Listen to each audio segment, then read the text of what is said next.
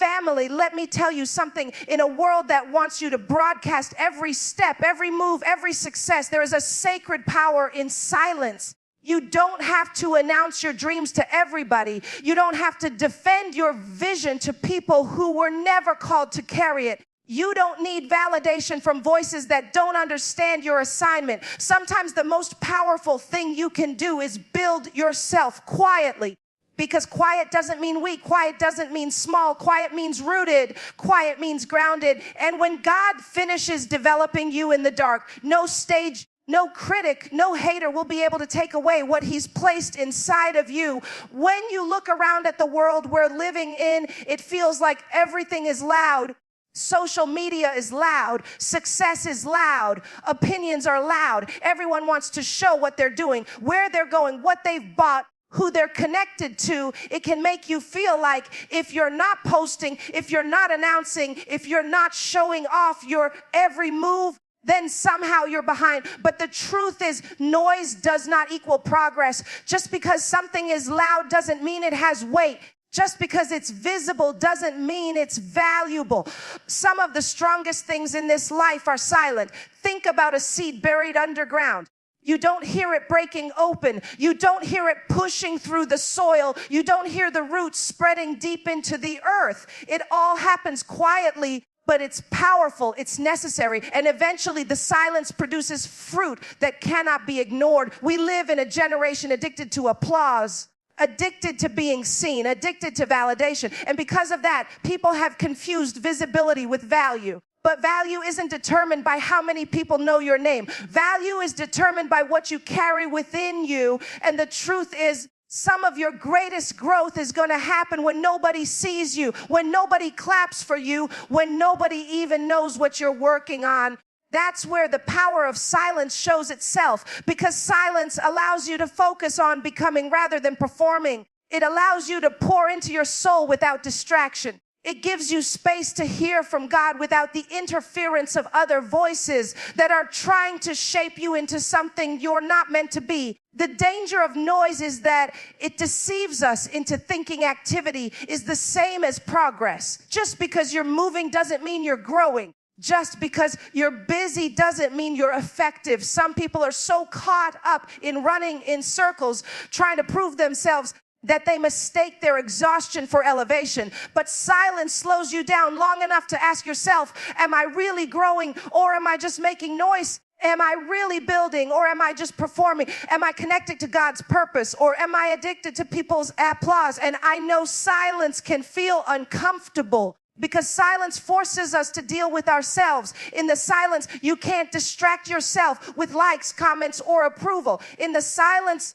you hear your insecurities, you hear your doubts, you hear the parts of yourself that still need healing. But that's exactly why silence is powerful. Because if you never face yourself, you'll never free yourself. God uses silence to refine you. He uses silence to expose the things you've been running from. He uses silence to strengthen you in ways that applause never could. Let me tell you something, growth is not always glamorous. Transformation is not always Instagram worthy. Sometimes growth looks like crying in your room when nobody's watching. Sometimes growth looks like saying no to the invitation because you know your spirit needs rest. Sometimes growth looks like deleting the post you wanted to share because you realize your motive was more about proving something than about living something. Growth is quiet, but it's real. And when it's real, it doesn't have to be loud. The power of silence is that it positions you to hear the only voice that really matters. Because when the world is loud, God often whispers. And if you're too distracted chasing noise, you'll miss the whisper that's guiding your purpose. Sometimes you have to step back from the noise so you can step into clarity. You don't need everybody else's commentary on what you're doing. You need God's direction, and He gives that in the quiet. Some of the most impactful people didn't start in the spotlight. They started in the shadows. They started in silence. David was anointed to be king, but he didn't walk into the palace the next day. He went back to the field quietly tending sheep while God developed him. Jesus himself spent 30 years in silence before he stepped into public ministry. 30 years of quiet preparation for 3 years of world-changing impact. That tells us something. It tells us that silence isn't wasted. Silence is preparation. Silence is development. Silence is power. And I need you to understand, choosing silence doesn't mean you're small. It means you're wise enough to know that the loudest person in the room isn't always the strongest. It means you're secure enough to let your work speak for itself when the time is right. It means you're disciplined enough to prioritize substance over show. Because there will come a time when what you've been building in silence will speak louder than any announcement you could have made. The pressure to be seen, the pressure to be known, the pressure to be celebrated, it's heavy. But silence teaches you how to carry purpose without depending on applause. It teaches you to keep walking even when nobody notices. It teaches you to stand tall even when nobody claps. When you can do that, you become unshakable. Because your identity isn't tied to the noise. It's anchored in the quiet confidence of knowing who you are and whose you are. The power of silence in a loud world is that it keeps you grounded. It keeps you centered. It keeps you authentic. You don't have to prove anything to anyone. You don't have to broadcast your every move. You don't have to defend your journey to people who were never called to walk it with you. All you have to do is stay rooted, stay faithful, and keep building quietly, because one day the fruit of your silence will be undeniable. In the same world that overlooked you in your quiet season will have no choice but to recognize what God has been doing in you all along. There are seasons in life where it feels like you've been hidden, like you've been put on a shelf, like everyone else is moving forward while you are standing still. Pray, you prepare, you work, and yet nothing seems to be happening on the surface. It feels dark, it feels quiet, and it feels lonely. But those are often the seasons where God is doing his deepest work in you. Because when God develops you in the dark, he is not punishing you. He is protecting you. He knows what he placed inside of you, and he knows the weight of the assignment he's calling you to carry. If he were to expose you too soon, you would not be able to withstand it. That is why the dark season matters. The dark season is where roots grow deep, where character is forged, where identity is strengthened. It is the place of unseen preparation that equips you for the visible platform that will come later. Think of a seed again. When you bury it in the ground from the outside, it looks like nothing is happening. Days go by, weeks go by, and still there is no sign of life. But underground, in the dark, in the hidden place, transformation is taking place. The seed is breaking open. The shell is cracking. The roots are pushing deep into the soil. And when the time is right, that seed will push through the ground and become what it was created to be. That's how God works with us. He plants us in seasons of darkness, not to abandon us, but to prepare us. And when the time comes, we will rise, but only after we've been developed in the hidden place. The danger is that we want to rush the process. We want the stage before we've been prepared for the weight of it. We want the influence before we've been disciplined in the quiet. We want the recognition before we've built the foundation to sustain it. But if you step out of the dark season too early, you will not have the strength to stand when the pressure comes. God knows this. And that is why he develops us privately before he reveals us publicly. You might not understand why it feels like nothing is happening, but something is happening. You're growing in ways you can't see. You're being strengthened in areas you didn't know were weak. You're being stretched in places that will soon need to carry more than you ever imagined. When God develops you in the dark, he is stripping away everything that doesn't belong in your future. He's removing pride, insecurity, the need for validation, the impatience that makes you want to prove yourself. He's refining your motives, purifying your desires, aligning your heart with his. And none of that feels easy.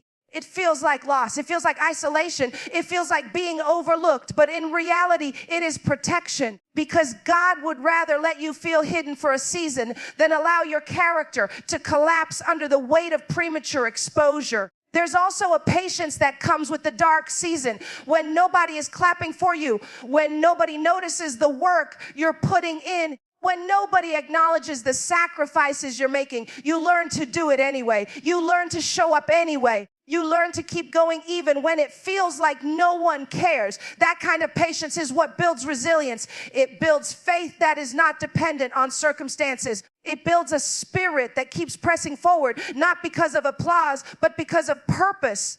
And that is exactly the kind of spirit you need if you are going to carry the assignment God has given you. You may look at others and wonder why their doors are opening faster, why their opportunities are bigger, why they seem to be recognized while you are overlooked. But what you don't see is their hidden season, because everyone has one. Nobody arrives without process. Nobody walks in purpose without first being developed in private. What looks like an overnight success is almost always years of unseen faithfulness. You might not be celebrated right now, but that doesn't mean you're not being developed. You might not be visible right now, but that doesn't mean you're not valuable. The dark season is shaping you for something greater than you can imagine. Think of Joseph. He was given a dream at a young age, a vision of leadership and influence. But before he could step into that dream, he was thrown into a pit, sold into slavery, falsely accused, and placed in prison. It was dark, it was lonely, it was hidden. But those years of difficulty developed him into the leader who would one day save a nation. If Joseph had been placed on the throne immediately after his dream, he wouldn't have had the wisdom, the humility, or the strength to carry it. His dark season was his preparation, and the same is true for you. When God develops you in the dark, he is building trust between you and him. In the quiet, in the hidden place, you learn to rely on his voice above all others. You learn to trust his timing even when it doesn't align with your own. You learn to lean into his presence when you can't lean on the applause of people. And that kind of trust is what will sustain you when the spotlight finally comes. Because the truth is, the spotlight is not easy. Visibility brings pressure, criticism, expectation. And if your trust is not rooted in God, you will crumble under the weight of it. But if you've been developed in the dark, you'll know where your strength comes from. That's why the dark season is sacred. It's holy ground. It's where God shapes your foundation. It's where he teaches you who you are in him. It's where he shows you that your identity is not based on what people say about you, but on what he has spoken over you. And when you finally come out of that dark season, you come out unshakable because your confidence is not in the stage, not in the applause, not in the recognition, but in the God who developed you when no one was watching. So if you feel like you're in the dark right now, don't despise it. If it feels like no one sees you, like no one acknowledges your growth, like no one appreciates your work, understand that you are in a season of holy development. God is building something in you that will outlast applause, that will outlast critics, that will outlast every temporary moment of validation. He is developing you in the dark so that when the light finally shines on you, you will be ready to stand, ready to lead, and ready to carry the purpose he has entrusted to you. There are some things in life that are too fragile to share too soon. Your vision, your dream, the thing that God has whispered into your heart, it is like a newborn baby. It is full of potential. It is full of promise, but it is also vulnerable. And if you expose it before it has been strengthened, before it has been nurtured, before it has been developed, it can be harmed by the very people you trusted to protect it. Not everyone deserves access to your process. Not everyone deserves a front row seat to what God is building in you, because some people cannot handle your vision. Some people will not understand it. Some people will try to discourage you, belittle you, or talk you out of it, not because the vision is wrong, but because they cannot see what God has shown you. That is why discernment is so important. You must learn to recognize the difference between those who can nurture your vision and those who will choke it. Some people only see you through the lens of who you used to be. And when you share what God has called you to do, they measure it against the person you were instead of the person you are becoming. Their doubt, their fear, their disbelief can creep into your spirit and make you second guess yourself. That's why you have to protect your vision. You don't owe an explanation to everyone. You don't have to convince anyone. You don't have to defend yourself to those who lack the capacity to understand your calling. Your vision is not up for debate. It is a gift from God, and it is your responsibility to guard it until it is strong enough to stand on its own. Think about the story of Mary when the angel told her she would give birth to Jesus. She didn't run out and broadcast it to everyone. She pondered these things in her heart. She carried the vision quietly, nurturing it in silence because she knew it wasn't time for it to be revealed. There are some things you must carry in your heart until the appointed time, because if you expose them too soon, people will try to abort what God has placed inside of you. They will tell you it's impossible. They will tell you it doesn't make sense. They will tell you you're not qualified. And if you are not careful, you will let their words kill the seed before it even has a chance to grow. Guarding your purpose means being intentional about what you share and with whom. It means being okay with keeping certain things private, not because you're ashamed, but because you're wise enough to understand time. In a vision that is revealed too early can become a target for attack. The enemy cannot destroy what he cannot see, which is why sometimes God hides you. He hides you in your dream until it is ready. He hides you until the foundation has been built. He hides you until your spirit has been strengthened. And when the time comes, he reveals you not in weakness, but in power. Premature exposure doesn't just come from others. It can also come from our own impatience. We want to show people what we're working on.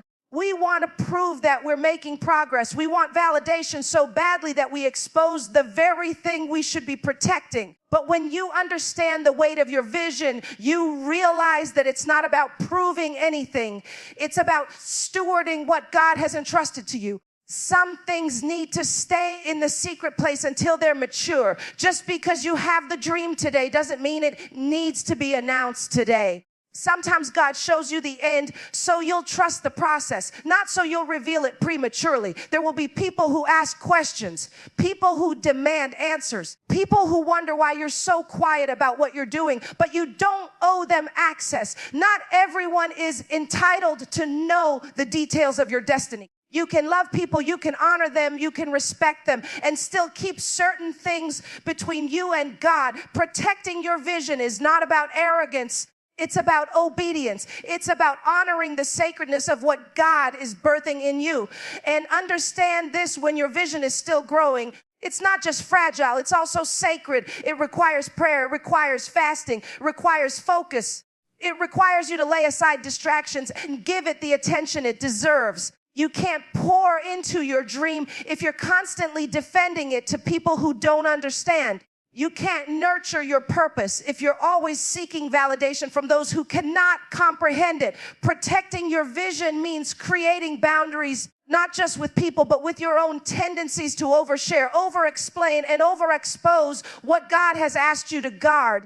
Look at how Jesus moved throughout his ministry. There were times he healed people and told them not to tell anyone.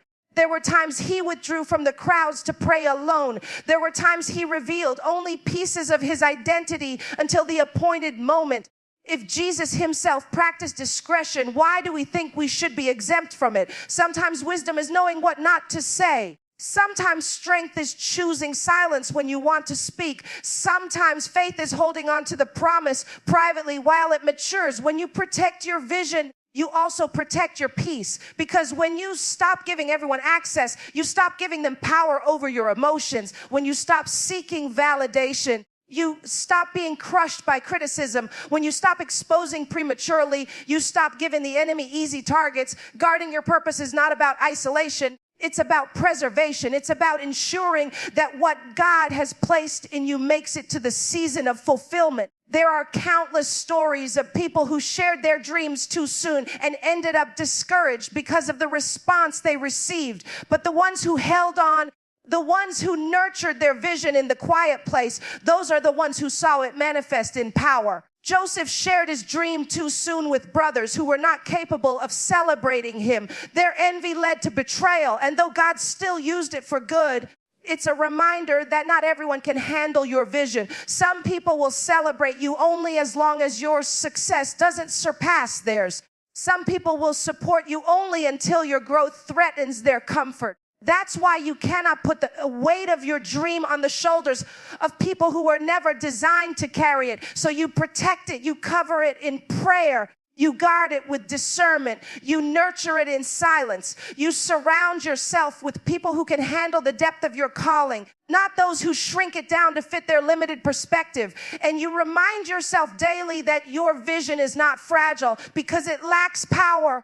It is fragile because it is still growing, and growth requires protection. When it is strong enough, when it has matured, when God has declared the time is right, no amount of criticism, no amount of doubt, no amount of attack will be able to shake it, because by then it will not just be a dream, it will be a destiny fully rooted, fully established, and fully prepared to stand.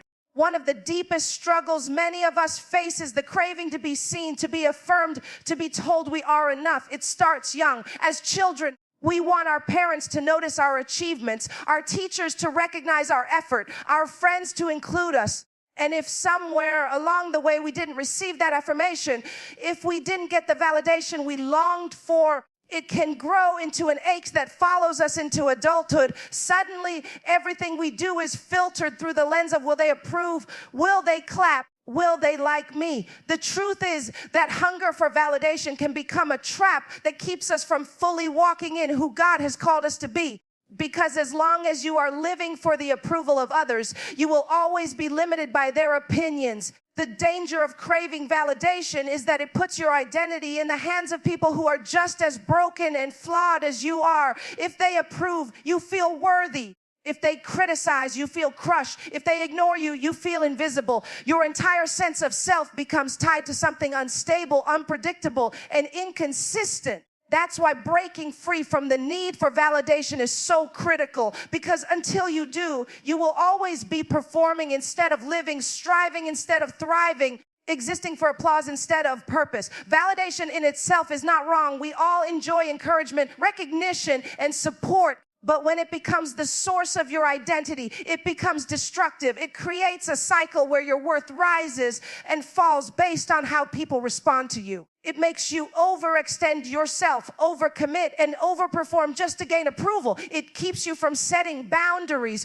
because you're afraid of disappointing people. It silences your true voice because you're too busy trying to say what you think others want to hear. And little by little, you lose yourself in the process. But here's the truth. You are already validated by God. Before you did a single thing to earn approval, He called you chosen. Before you proved yourself to anyone, He declared you worthy. Before you achieved, performed, or accomplished, He loved you. That's the foundation you have to return to when the need for validation tries to control you. You don't have to chase what you already have. You don't have to beg for what's been freely given. You don't have to earn what was spoken over you before you were even born. When you anchor your identity in God's validation, the opinions of people lose their power. Breaking free from the need for validation is also about healing the part of you that was wounded when you didn't receive it. Many of us carry scars from rejection, abandonment, or neglect. We replay moments in our minds where someone we loved didn't affirm us, and we internalize that silence as a reflection of our worth. Healing means revisiting those moments with the truth of God's word. It means speaking to the little boy or little girl inside of you who still longs for approval and telling them, you are enough, you are loved, you are seen. It means choosing to release the weight of unmet expectations and allowing God to fill the void that no amount of human validation ever could. The process isn't easy because validation can be addictive. The high you feel when people applaud, you can mask the emptiness you feel inside. But the crash always comes when the applause fades. That's why you have to shift your focus from external applause to internal alignment. Instead of asking, do they approve of me? You begin asking, am I aligned with who God created me to be? Instead of measuring your worth by likes, comments, or recognition, you begin measuring it by obedience, integrity, and growth. You learn to clap for yourself even when no one else does, because you know the progress you've made, the battles you fought, the strength it took to keep going when everything in you wanted to quit. Confidence without applause is not arrogance. It is freedom. It is the ability to stand tall in your purpose even when no one notices. It is the strength to walk into rooms without needing to be the center of attention. It is the quiet assurance that your value doesn't fluctuate with people's opinions. And when you carry that kind of confidence, you become unshakable. You no longer bend and twist yourself to fit into molds that were never meant for you. You no longer silence yourself to make others comfortable. You no longer exhaust yourself chasing approval that was never yours to chase. You live free, and that freedom is powerful. Breaking free also requires courage, because there will be times when your decision to walk confidently without applause will cost you relationships. Some people are attached to the version of you that was dependent on them for validation. When you no longer need their approval to feel whole, they may feel threatened, offended, or distant, but you cannot shrink back just to keep them comfortable. You cannot dim your light to keep others secure. You cannot go back to chains just because freedom makes someone else uneasy. Walking confidently without applause means being willing to lose some people along the way, knowing that God will always surround you with those who can celebrate you without needing to control you. It also means being willing to stand alone at times. There will be seasons where your obedience doesn't make sense to others, where your growth goes unnoticed, where your sacrifices are unappreciated. In those moments, you have to remind yourself that purpose is not about popularity. Destiny is not about applause. Legacy is not about how many people clap, but about how faithful you were to the assignment God placed on your life. When you can hold on to that truth, you will find strength to keep going even when the crowd is silent. There is also a peace that comes with breaking free from validation. You stop comparing yourself to others because you're no longer measuring your worth against their recognition. You stop striving endlessly because you realize you don't have to prove anything. You stop second guessing yourself because you've learned to trust the voice of God within you more than the noise around you. That peace allows you to move with clarity, to focus on what matters, and to live in alignment with your purpose without being distracted by the constant need to be seen. One of the most powerful shifts happens when you realize your value doesn't increase when people cheer for you, and it doesn't decrease when they criticize you. Your value is fixed because it comes from God, not from them. That understanding frees you to take risks, to pursue dreams, to step into arenas you would have once avoided out of fear of rejection. It frees you to embrace failure as part of growth instead of as a reflection of your worth. It frees you to be authentic, to speak your truth, to live boldly, because you are no longer bound by the chains of approval. And when you live this way, something beautiful happens. You become an example for others who are trapped in the same cycle. Your confidence without applause gives them permission to stop chasing validation too. Your freedom inspires them to believe that they can be enough without constant approval.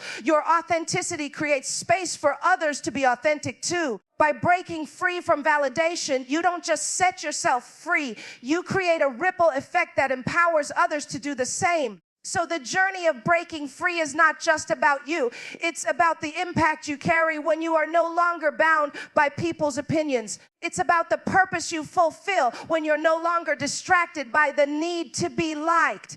It's about the freedom you model when you show the world that confidence is not built on applause, but on truth. And the truth is this: you are already enough. You are already worthy, and you are already loved with or without validation. We live in a world that rewards display more than discipline. People celebrate the big announcement, the dramatic transformation, the highlight reel, but they rarely see the quiet consistency behind the scenes. They don't see the hours of sacrifice, the small decisions, the repeated efforts that build strength over time. But what truly sustains success is not what you display for others to see. It's the discipline that nobody notices.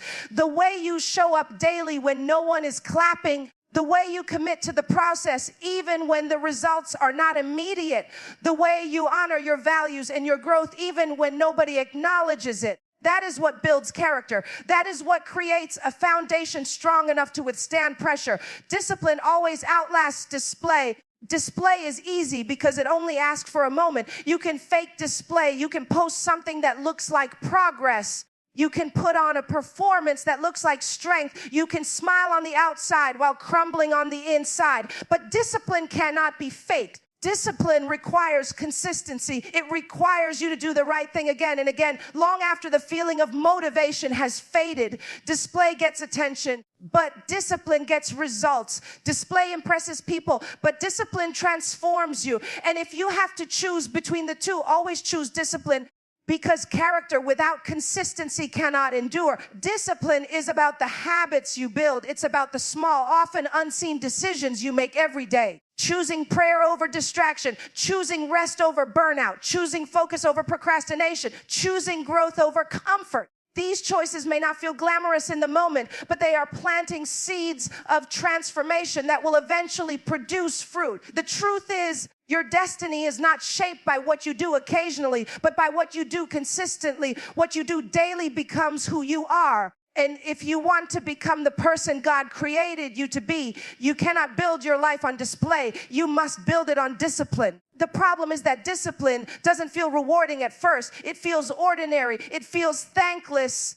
It feels like you're doing a lot of work with very little recognition, but that's the beauty of it. Discipline teaches you how to keep going without applause. It teaches you how to stay focused when no one is watching. It strengthens the parts of you that performance could never reach. And one day, the results of your discipline will speak louder than any display you could have manufactured. Think about an athlete training for a race.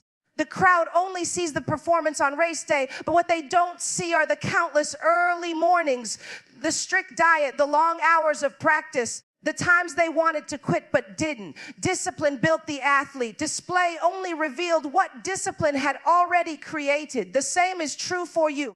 Whatever stage you step onto in life, whatever dream you pursue, whatever assignment you are given, it will be sustained by your discipline, not your display. Discipline is also about integrity. It's about what you do when no one is watching. It's easy to perform well when eyes are on you. But who are you when the spotlight is gone? Do you keep your promises to yourself? Do you stay committed to your goals when no one else is holding you accountable? Do you honor your values even when compromise looks easier? That's where discipline shows its power. It reveals the truth of who you are, not just the image you project. And when your private discipline aligns with your public display, that's when you become unshakable, because you're no longer living a performance. You're living authentically. Another gift of discipline is focus. When you practice discipline, you learn how to say no. No to distractions. No to shortcuts. No to things that don't align with your purpose. Display will always tempt you to chase everything that looks shiny, but discipline roots you in what truly matters. It helps you invest your time and energy to what produces long-term growth rather than what provides short-term applause. And over time, that focus compounds. The small, faithful steps you take daily lead to massive transformation, while those who relied only on display burn out chasing applause that never lasts. Discipline is not always exciting, but it is always effective. It might look like waking up early to pray when you'd rather sleep in. It might look like staying home to work on your craft when everyone else is out celebrating. Might look like choosing to save money instead of spending it to keep up appearances. It might look like forgiving someone instead of holding on to bitterness. These choices rarely get celebrated, but they build a version of you that is strong, steady, and capable of carrying your purpose. There will always be people who build their lives on display. They will seem successful for a while. They'll attract attention. They'll make noise. They'll appear impressive. But when the storms come, and they always come, display will not be enough to sustain them. Without discipline, they will crumble under the weight of pressure. But those who have chosen discipline over display will endure, because they have been building something real beneath the surface. They have been strengthening their roots, deepening their foundation, preparing for the moment when the test comes. Discipline also requires humility, because discipline forces you to embrace the process without rushing for the spotlight. It teaches you that greatness is built in the small things, not just the big ones. It teaches you that consistency matters more than recognition. It strips away the ego that craves applause and replaces it with a steady heart that craves growth. And when you learn to embrace humility, You stop performing for approval and start living for purpose. And yet, discipline is not just about external habits, it's about internal transformation. It's about training your mind to resist comparison, training your emotions to remain steady, training your spirit to stay aligned with God's will. Because no matter how much you accomplish outwardly, if you lack inner discipline, you will always feel empty. Display may trick others into thinking you are whole, but discipline heals you from the inside out. It creates stability in your spirit, strength in your soul, and clarity in your mind. That is why it is more valuable than any temporary applause display can offer. So the choice becomes clear. Will you live for display, constantly seeking validation, constantly chasing recognition, constantly exhausting yourself trying to keep up the performance? Or will you choose discipline, quietly building strength, consistently sowing seeds, faithfully preparing for what's ahead? Display will make you popular, but discipline will make you powerful. Display will get you attention, but discipline will get you transformation. Display will fade, but discipline will last. And if you want a life that is rooted, if you want a purpose that is unshakable, if you want growth that cannot be undone, you must choose discipline over display every single time. There comes a moment when the work you've been doing in silence can no longer be hidden. For so long, you've been in the shadows, building, growing, refining, and it felt like nobody noticed. You cried in silence. You sacrificed in silence. You pressed through struggles in silence.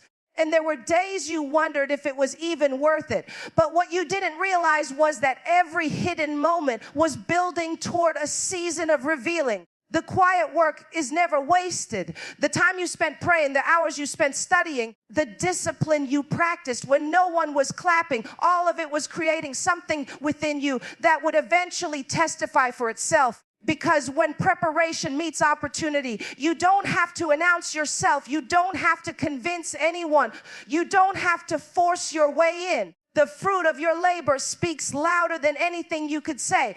People may have overlooked you, underestimated you, dismissed you, but the quiet work makes sure that when the time is right, your results will silence every doubt. That's the beauty of preparation. It positions you to rise when opportunity knocks. If you have not prepared, opportunity will pass you by. But when you've been faithful in the quiet place, when you've been diligent in the unseen moments, when you've been consistent even without applause, the opportunity becomes the stage for your preparation to manifest. That's why you don't have to worry about being seen too soon, because when God decides it's your time, no one can block it. When He opens the door, the preparation you carried will walk you through it. We've all seen people who tried to step into opportunity without preparation. They rushed into a platform before they were ready, and the weight of it exposed their lack of depth. The spotlight revealed that their foundation wasn't strong. But the ones who took their time, who embraced the quiet work, who allowed themselves to be developed in private, when the spotlight finally found them, they were unshakable. They weren't scrambling to figure it out because they had already been practicing in the dark.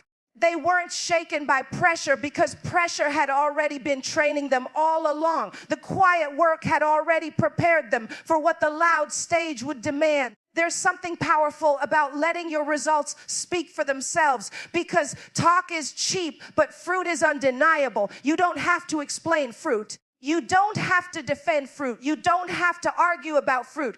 When the tree produces, it proves itself, and your life is the same way. You don't have to defend your process. You don't have to convince doubters. You don't have to argue with critics. All you have to do is keep working, keep building, keep preparing, because one day the quiet work will show up in your results, and the very people who questioned you will be silenced by what they see. The quiet work is also what builds credibility. People may be impressed by charisma, but they trust consistency. Anyone can put on a show for a moment, but not everyone can stay committed long enough to produce something real. When people see the fruit of your quiet work, when they see that you have been faithful, when they see that your results align with what you've been saying, that's when your influence becomes undeniable. Your credibility isn't built by what you announce. It's built by what you produce. Think about David again. When he faced Goliath, he didn't need to convince